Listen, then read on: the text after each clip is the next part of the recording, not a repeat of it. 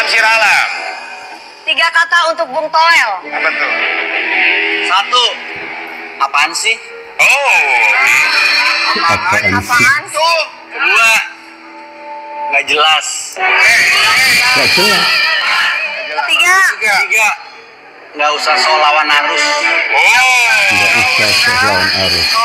Lawan arus. Yang pertama Tidur, apaan sih? Yang kedua Nggak nggak jelas. jelas. Yang ketiga Jangan so lawan Aduh. arus. Sampaikan segala unek-unek kamu, isi hati kamu dan juga Ini pikiran teman kamu bola yang ngomong ya. yang paling jujur untuk Bung Toel.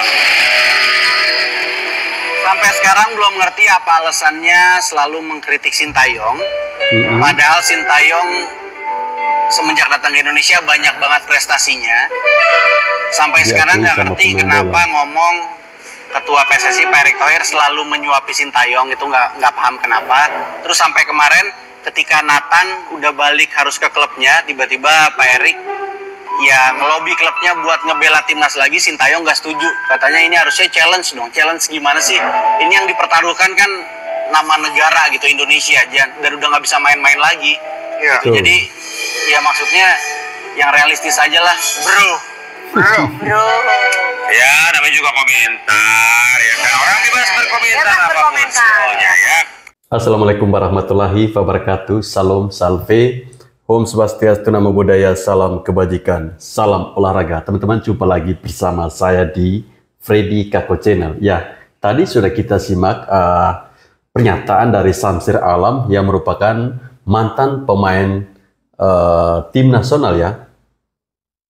Ketika ditanya apa sih pandangan Anda terhadap si Toel ini, katanya menjengkelkan dan tidak jelas. Ya memang benar ya. Kalau kita melihat sikapnya si Toel ini kadang rada-rada menjengkelkan buat kita ya. Mereka saja yang pemain sepak bola jengkel sama ulah dan tingkahnya si Toel ini. Apalagi kita yang pencinta sepak bola Indonesia. Nah teman-teman, berikut masih ada lagi video terkait dengan si Toel. Mari kita simak lagi ya. Rahasia atau apa ya, jurus Sintayong itu sebetulnya sampai titik ini dikatakan berhasil itu kan satu, naturalisasi. Kalau versi saya nih pasti nanti diserang lagi sama netizen. 2, lemparan ke dalam Pratama Arhan. Terus? 3, jagoan di medsos. Dan sayangnya pelatih-pelatih kita yang dihina, direndahkan dengan sebutan local pride itu nggak jago nih di medsos, nggak jago pelatih-pelatih kita. Kedua, mereka juga belum pernah mengalami dukungan, fasilitas, support naturalisasi yang sebegitu masif seperti sekarang. Kalau di zamannya Christian Gonzalez kan paling Gonzalez, Badim, Ival Badin. 2 ya. Ya cuma 2. Cuma 2 gitu loh. Jadi tidak menimbulkan Ada di pro kontra Indonesia, seperti Toel. sekarang. Selain juga waktu itu era medsos, buzzer itu belum ada gitu loh. Tapi sekarang kan sudah menjadi sangat kompleks. Era yang disebut post-truth katanya gitu loh. Dan waktu itu jumlahnya juga publik terima dan publik mungkin punya legitimasi terhadap itu. Tetapi sekarang terbelah, hanya mungkin yang berani speak up terbatas karena pola penyerangan di media sosial itu. Jadi itu tadi, kalau saya melihat bahwa apa jurus Sintayong, apa strategi Sintayong, 1, naturalisasi, 2, lemparan ke dalam Arhan, 3 adalah jagoan di medsos. Terus masalahnya di mana? Selama itu untuk perkembangan tim nasional saat itu tidak menjadi masalah. Semenjak si Toel ini membeda-bedakan antara pemain lokal dengan pemain keturunan, ini ternyata berdampak negatif terhadap mental pemain timnas kita. Kok bisa, Karena Bang? begini, contohnya tadi malam deh, yang pertama kali ngegolin tuh kan pemain keturunan tuh, si Marjener kalau nggak salah. Lalu kemudian disusul oleh tindakan-tindakan Marcelino Ferdinand yang pemain lokal yang kesannya itu individualisme. Kenapa bisa muncul mental individualisme di Marcelino Ferdinand? Itu karena adanya pembedaan antara pemain lokal dengan pemain keturunan. Jadi seakan-akan Marcelino Ferdinand itu ingin menunjukkan, kalau pemain pemain keturunan bisa Tohel yang hebat, bisa cetak disalahkan. gol, gua juga bisa nih pemain lokal mencetak gol. Akhirnya terjadilah individualisme, tidak lagi kerja tim. Karena apa? Karena adanya pengkotak-kotakan, pembedaan antara pemain lokal dan pemain keturunan. Dah, sekarang kita fokus mau lawan Junea menuju Paris. Udah, si Tohel tuh gak usah komen-komen lagi kayak begitu-begitu karena itu merusak mental pemain timnas. Ya, ini pesan dari netizen buat Anda si Tohel, kau jangan komen-komen lagi ya. Yang bilang lokal pride itu siapa? Itu Marcus Horizon ya, bukan Sintayong. Goblok sekali. Periode berikutnya, ketum PSSI diduduki oleh Lanyala Mataliti. Nah, salah satu orangnya yaitu Bung Tohel. Ya, Bung Tohel. Saat itu dirinya menjabat sebagai juru bicara PSSI di era Lanyala Mataliti. Di tangan mereka, prestasi timnas pun semakin redup, mulai dari mendapatkan pembekuan FIFA pada tahun 2015, kalah di Piala AFF pada tahun 2016 dan 2017, kalah dalam 4 pertandingan, termasuk kekalahan di kandang saat melawan Malaysia, diikuti oleh kekalahan kandang dari Vietnam untuk pertama kalinya di setiap turnamen kompetitif di kualifikasi Piala Dunia Zona Asia 2022. Yang paling saya ingat, kejadian sangat memalukan bro, Apa yaitu tuh? pada tahun 2012 saat kualifikasi Piala 2014 lawan melawan Bahrain. Bahrain, kita dibantai 10-0. Ya, begitulah jika posisi strategis diduduki oleh orang yang tidak kompeten, bahkan mungkin tidak paham bola sama sekali. Ya bukan levelnya Bung Tohel lah. Bung Tohel itu tidak sampai di level yang mampu untuk mengatur-ngatur seperti itulah menurut saya gitu ya. Jadi saya nggak percaya dengan isu-isu itu. Sehingga selama beberapa hari terakhir ini dengan fenomena kemunculan Bung Tohel atau Rocky Gerung versi sepak bola, saya masih nggak paham gitu sebenarnya tujuannya kemana. Sampai akhirnya kemarin Bung Tohel memberikan satu pernyataan atau kritik keras kepada Sintayong atau kemudian nasihat, ya lebih tepatnya gitu ya, agar Sintayong ini berterima kasih kepada Liga 1. Setelah Bung Tohel mengatakan itu, saya akhirnya paham.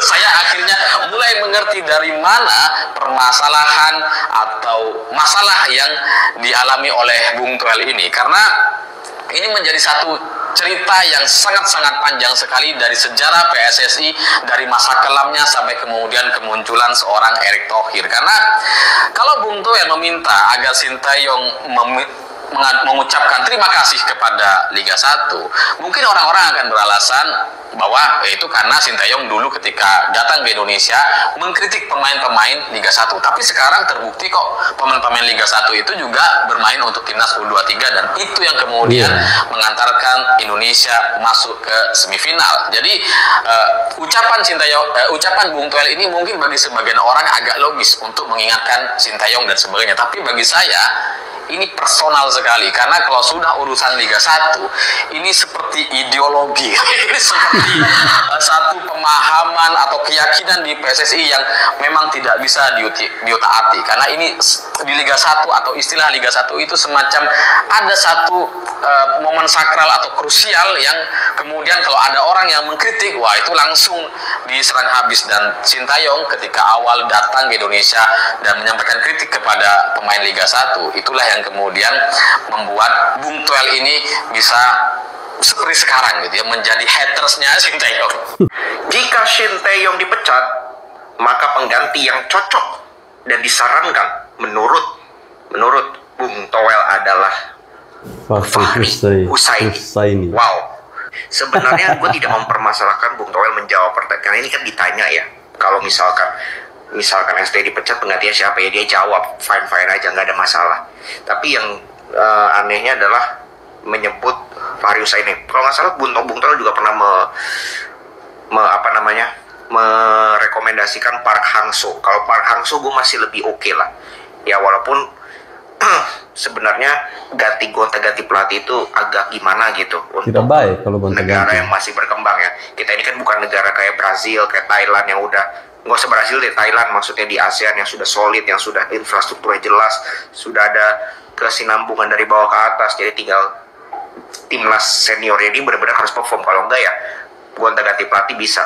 Tapi kan Indonesia kita lihat aja bagaimana di era Sintayong ini benar-benar dari awal, dari nol dia build tim dari junior ke senior, bagaimana pemain-pemain itu dibangun secara mental, fisik terutama, dan pemahaman strategi, visi, itu semua dilakukan dari awal. Jadi sebenarnya kalau ditanya apakah gonta ganti pelatih itu adalah solusi, menurutku tidak. Ya, yang harus diperhatikan adalah perkembangan sepak bola secara keseluruhan, infrastruktur, pembinaan usia dini, ya kan, itu yang akan menunjang prestasi senior, itu yang ujung-ujungnya akan menunjang prestasi dari timnas senior. Liga pun itu semua harus diperbaiki dulu, ya baru kita bisa judge pelatih timnas senior ini bagus atau tidak, bisa bawa tim ini perform atau tidak.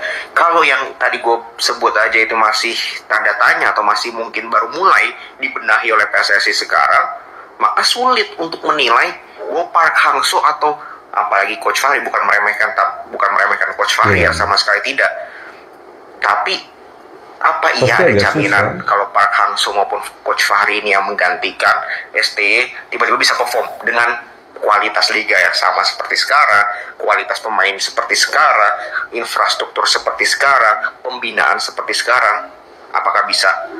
Gue sih nggak yakin. Gimana menurut kalian?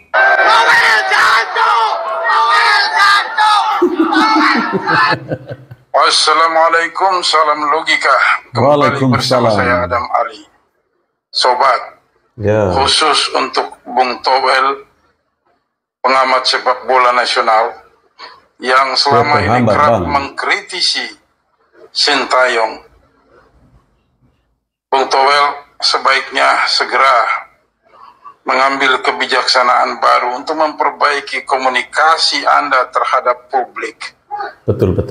Jika masyarakat kita, para pencinta sepak bola di Indonesia, yang secara nyata mereka melihat bahwa Sintayong adalah pelatih yang memang berhasil bergerak jauh membawa Indonesia, khususnya Garuda Muda, terbang tinggi menuju semifinal U23. Ini adalah sebuah kebanggaan yang besar.